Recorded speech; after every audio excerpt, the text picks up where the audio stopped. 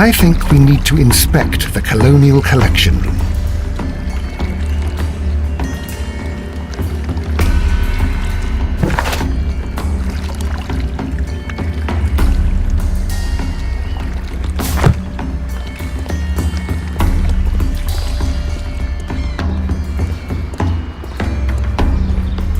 These plants come from all the territories of the British Empire.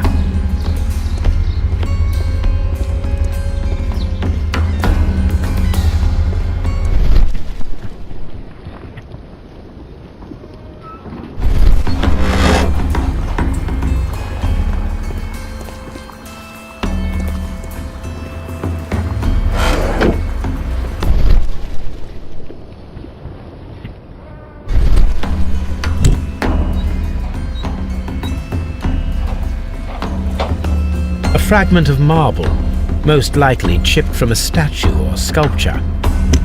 Part of this greenhouse was emptied and thoroughly cleaned.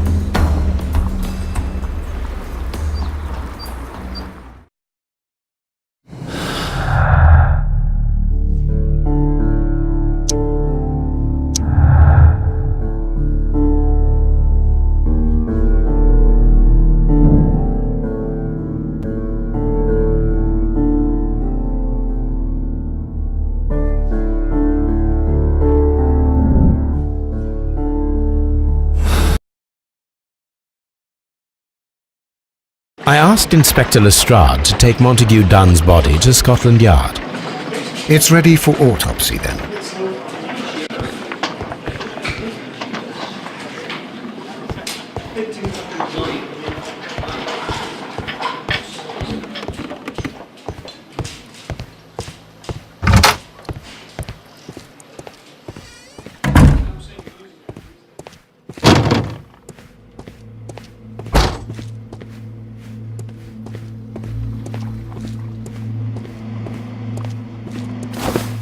First of all, let us carry out an external examination.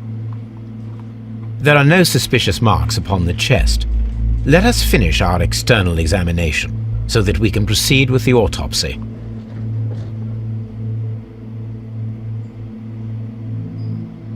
There is an injury to the skull, most probably caused by the fall in the water lily greenhouse.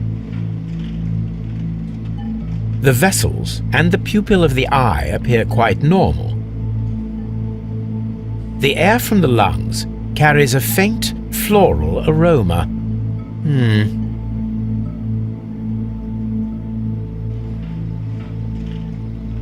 No redness, stings, or bruises.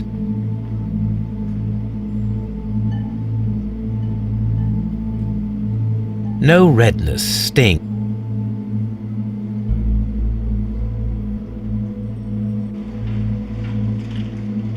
Nothing suspicious here. Now, let us examine the internal organs.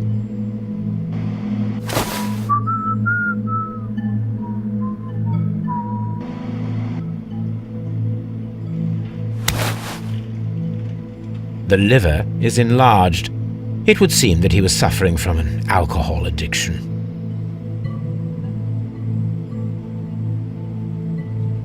The liver tissue is brown. There are no visible pathological signs.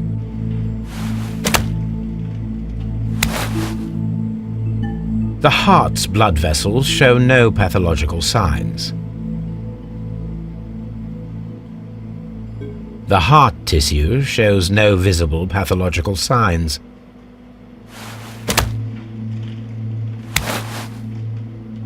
The lungs are congested and edematous. The tissue on the inferior lobe of the right lung is damaged, most probably caused by toxins from an unknown plant.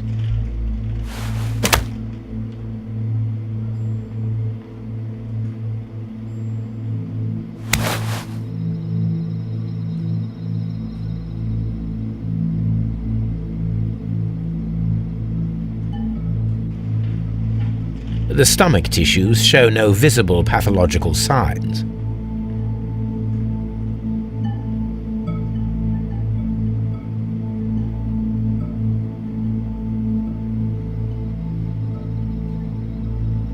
There is a small amount of content. It appears that he breakfasted lightly, only a short while before his death.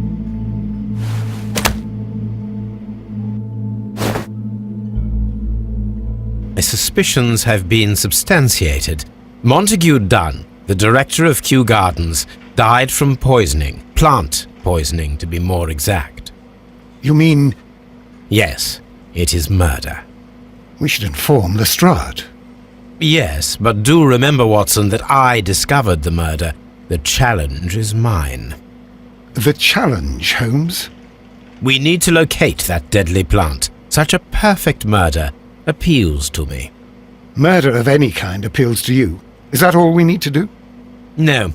We also have the people working at Kew Gardens. Martin Hamish and the son of the victim, Albert Dunn. And also Miss White, of whom we spoke with Mr. Hamish. Should we bring them all here for interrogation? No. A few innocuous questions at Kew will suffice, as well as a discreet delve into their personal affairs. Yes, Watson, it is time now to open the doors. Even those in the staff building. I suppose that is necessary.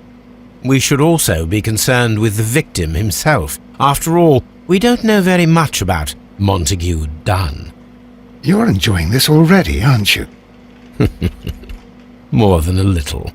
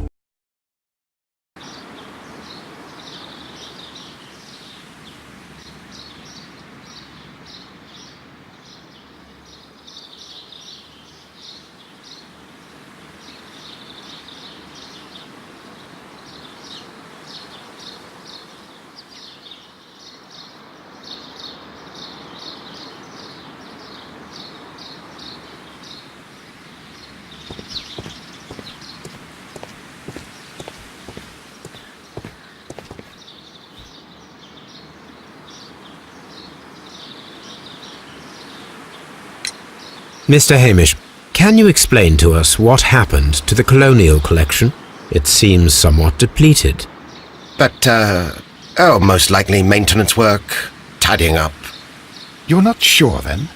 But you're the deputy director. Well, I am busy. I cannot be everywhere at once. As deputy director, how was your relationship with Montague Dunn? To be honest with you, Mr. Holmes, it could have been better. You see, every Tuesday he would carry out his inspection of the gardens, but it was solely to make an impression, a great pretense that he cared at all. He would give out absurd orders, ignoring anyone else's opinion. He would then disappear for the rest of the week. He was what some might call a man of action. I'd say rather he was overzealous and chaotic. So after all, it was no wonder, perhaps, that he ended up like that, if you take into consideration his kind of lifestyle.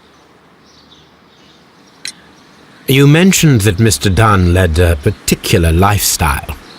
Well, it's no secret that he enjoyed, celebrating, shall we say. He was a member of the London Smart Set. He was famous for it. That and... And? He had an eye for the ladies, to put it mildly, Mr. Holmes. Mr. Hamish, can you tell us who holds the keys to the locked greenhouses? That would be Albert, Mr. Dunn's son. Yes, Albert keeps all the keys, and one can only imagine why. What do you mean? Well, he was never interested in Kew Gardens before, and now all of a sudden he is trying to act as if he owns the place. I think he wants to take over the management here. He'd do better to leave that to me. He has no experience. No, none at all. What is your opinion of Albert as a student of botany? He's useless. I often tell him so, and I can only give him cleaning tasks. Botany is not his life's work, and his father well knew it. He was furious about it. He was? Oh yes, he forced his son to work here, and he never missed an opportunity to criticize him publicly. Are you able to elaborate on that? Well, For example, with our last exhibition here, Mr. Dunn had Albert make a presentation speech. But then, while the lad was speaking, Mr. Dunn interrupted him, asking him difficult questions, making him look like a failure. It was with the intention of making a fool of him, Mr. Holmes.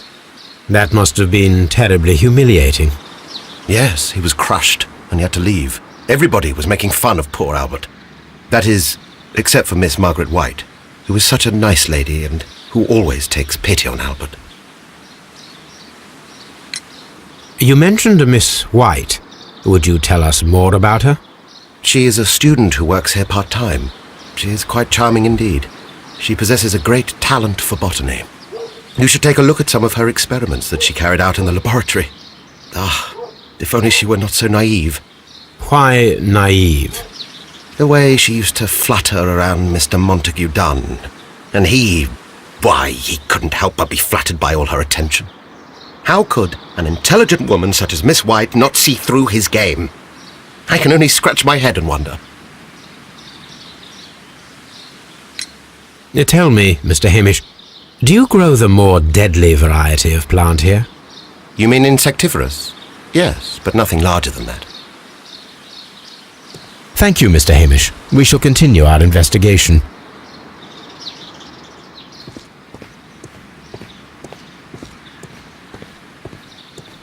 Locked.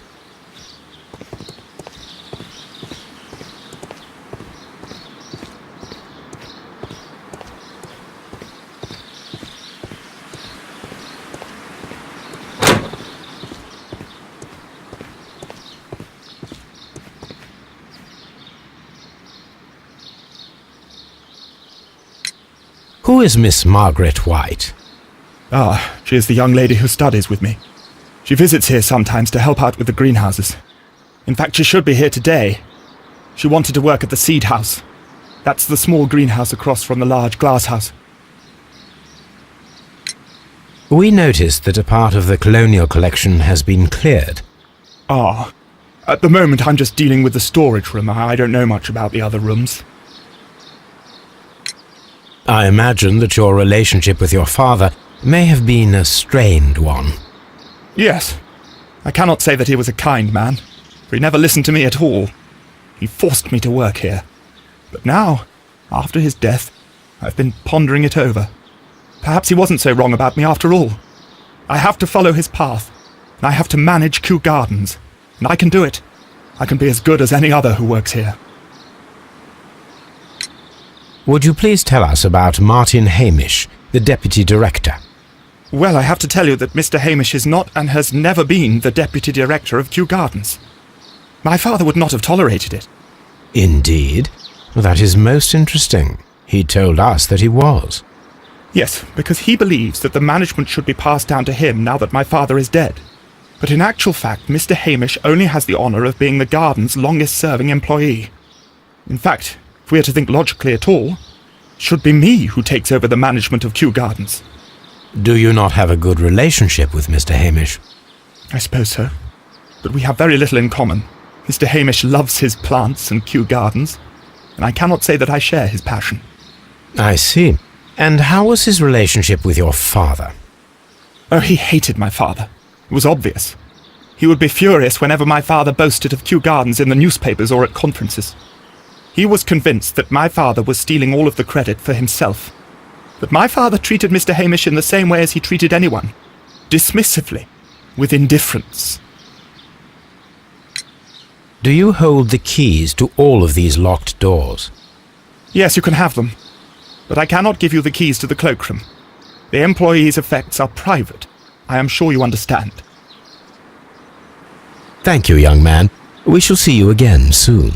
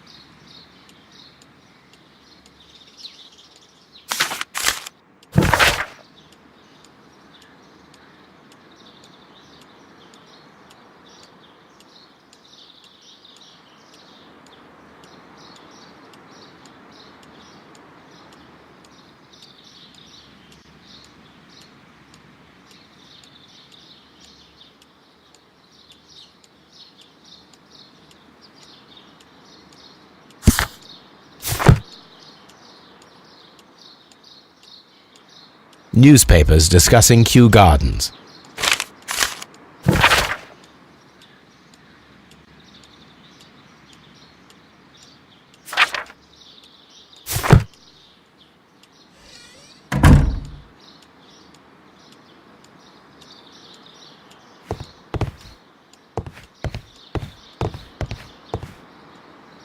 Champagne. Montague Dunn had good taste. Champagne. Montague Dunn had good taste.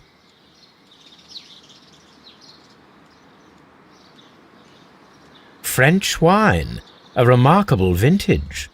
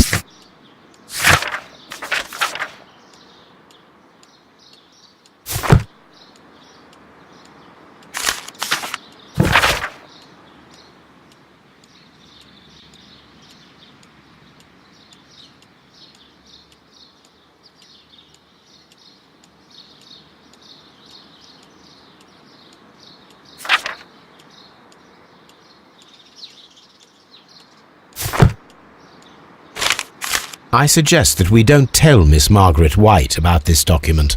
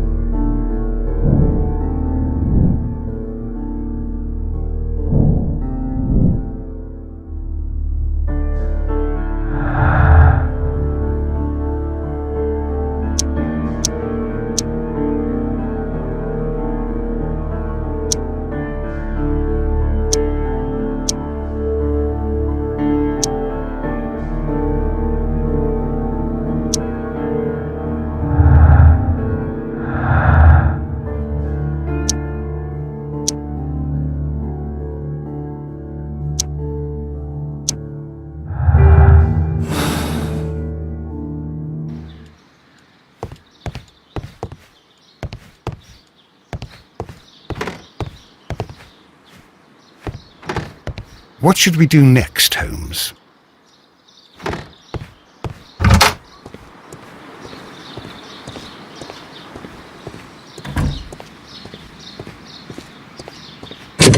Locked.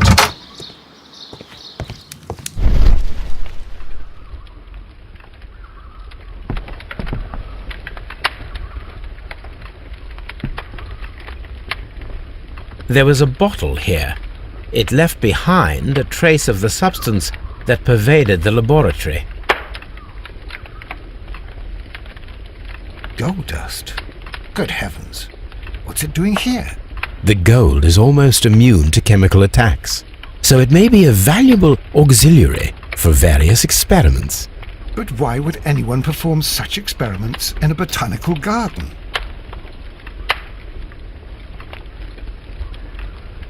Several drops of the substance were spilled.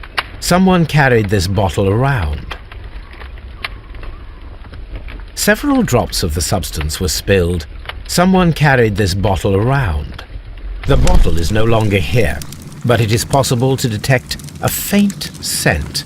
We need a good nose.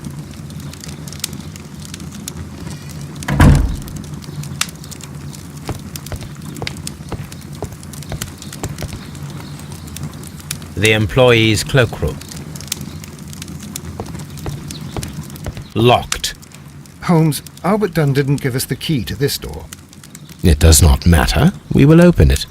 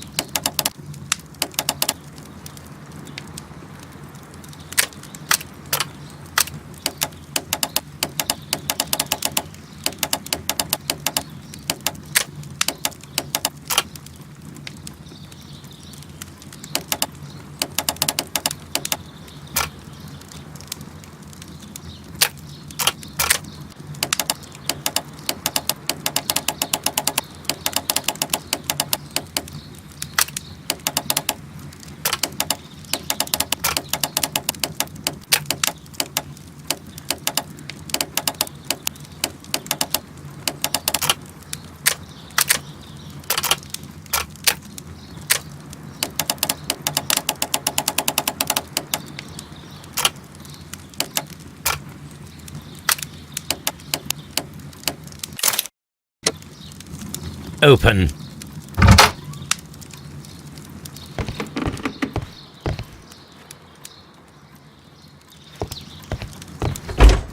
Albert's locker. Young Albert, standing with a woman in front of London University. Specialist articles on shipyards and ship construction. Albert Dunn has a great passion for shipbuilding and the sea.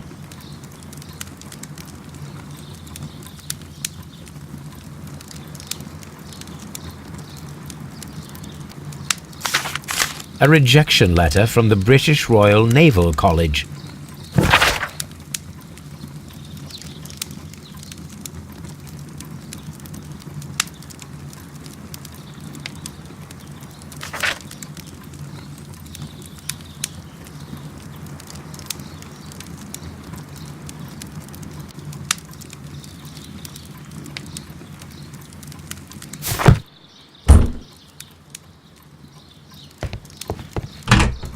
Martin Hamish's locker. A review on rare and exotic plants. Martin Hamish has written several pieces. Martin Hamish studied chemistry. Interesting.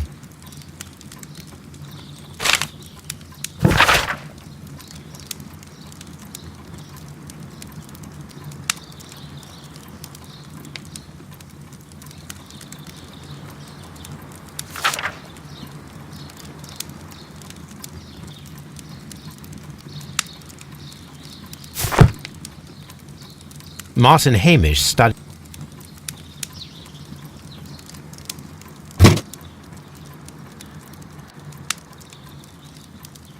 Father and I, Kew Gardens.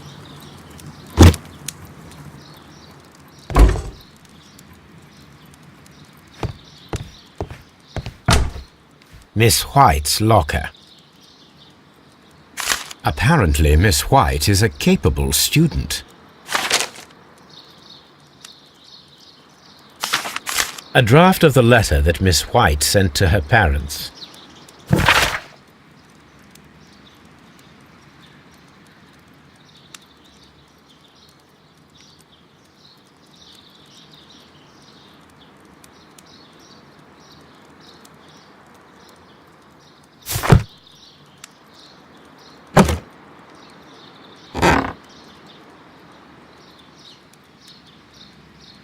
These jewels must be worth a small fortune.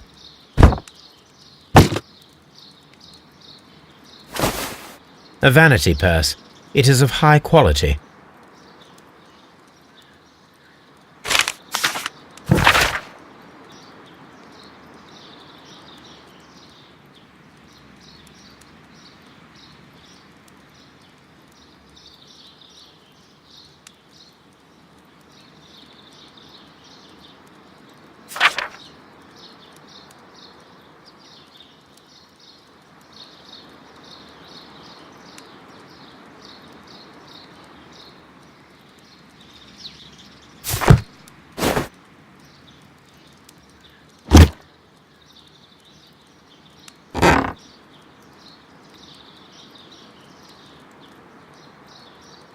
These jewels must be worth a small fortune.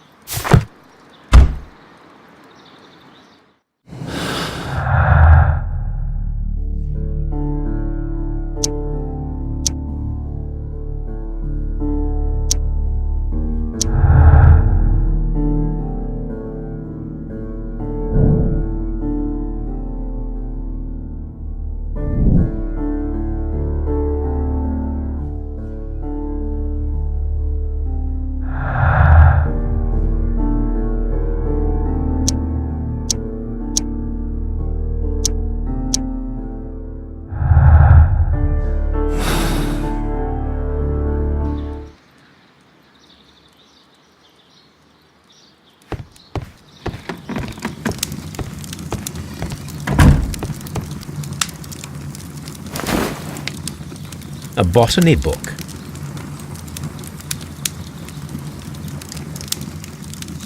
This student's book belongs to Albert.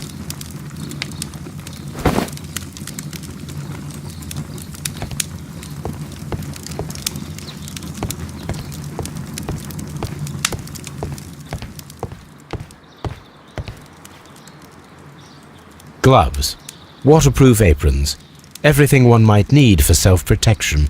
Do they grow dangerous plants here? Such masks are generally worn when dealing with toxic chemicals.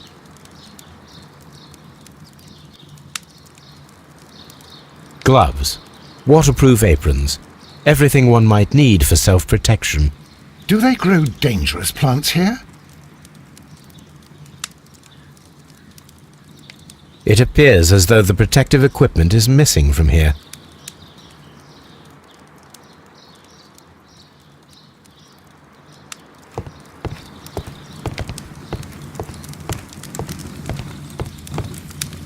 This is a table for experiments. It resembles my own. Only this one is kept in good order, Holmes.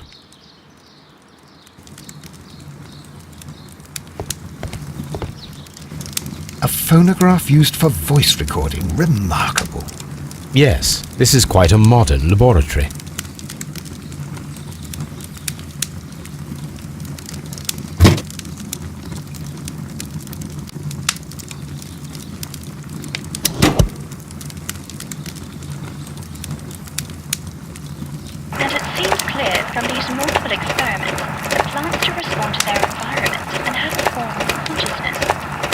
White, February 1895.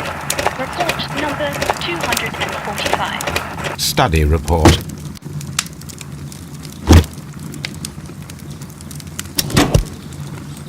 Martin Hamish's perception of plants. The notion of communication in the plant world has long been considered marginal, yet I remain convinced that some plants do indeed transmit chemical signals in the event of attack. A study report by Martin Hamish.